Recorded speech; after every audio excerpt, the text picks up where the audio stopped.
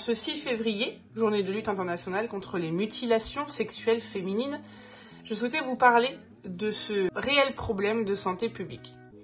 Aujourd'hui, l'UNICEF considère qu'il y aurait 200 millions de jeunes filles et femmes actuellement dans le monde qui auraient subi une excision, c'est-à-dire à peu près une jeune fille toutes les 15 secondes. Imaginez donc, ça fait déjà 15 secondes que je vous parle. En France, aujourd'hui, on estimerait à 53 000 personnes sur le territoire français qui auraient subi une excision et 14% de nos accouchés. Ce n'est donc pas un petit chiffre, ça ne concerne pas une petite population et ça ne concerne pas non plus que l'Afrique. C'est vrai qu'on a un certain mythe autour de tout cela, mais ça concerne également certaines populations du Yémen, certaines populations en Amérique du Sud et certaines populations en Inde et en Indonésie. Vous allez dire, mais pourquoi on fait cela? Ce n'est jamais un argument religieux, ça ne l'a jamais été, ça ne le sera jamais. C'est uniquement culturel, avec un mythe corporel autour du clitoris. Le clitoris qui, on le sait, est un élément de plaisir, va être coupé afin d'éviter que la femme soit infidèle, que la femme ait du plaisir avec une autre personne et un autre homme, que la femme ne puisse pas, avec son clitoris, piquer l'enfant lorsqu'elle accouchera ou le sexe de l'homme lorsqu'il y aura rapport sexuel. Il y a une vraie réflexion autour de ce clitoris et de la gênance que cela peut avoir. C'est culturel, ethnique et jamais religieux. Aujourd'hui, il existe 4 grands types d'excision. L'excision de type 1, où on coupe une partie ou tout le clitoris. L'excision de type 2, à laquelle va venir s'adjoindre avec la coupure du clitoris l'excision des petites lèvres.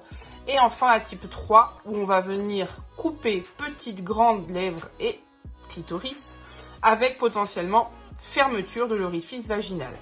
Le 4e type de mutilation sexuelle féminine correspond réellement à d'autres pratiques, type les gucunas, qui vont venir étirer leurs grandes lèvres depuis leur enfance pour avoir des grandes lèvres qui sont extrêmement grandes et lubrifiées pour permettre les rapports sexuels.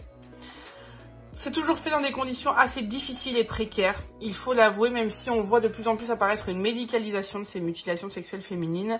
Et aujourd'hui, c'est un problème de santé publique mondiale de par les conséquences que cela peut avoir sur les femmes et leur santé, que ce soit physique ou psychique.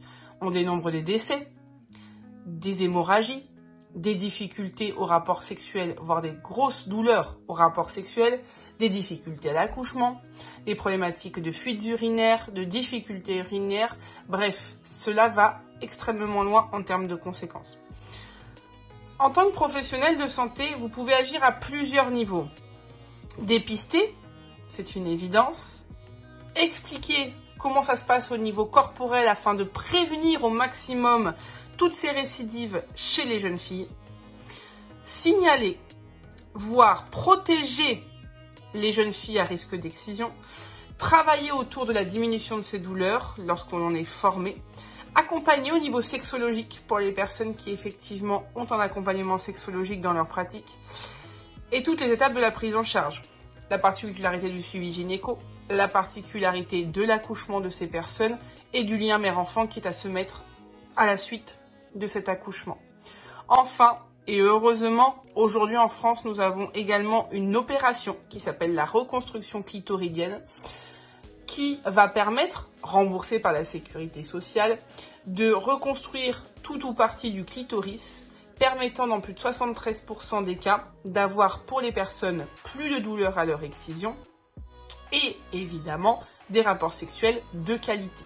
C'est une opération qui est, comme je le disais, remboursée par la sécurité sociale et est un vrai plus aujourd'hui pour permettre aux personnes de se reconstruire pour celles qui désirent une reconstruction clitoridienne. Je vous dis à bientôt. J'espère pouvoir échanger avec vous plus en profondeur sur cette question-là. Mais sachez-le, aujourd'hui, c'est la journée internationale de lutte contre les mutilations sexuelles féminines parce que cela entraîne trop de conséquences sur la santé des femmes.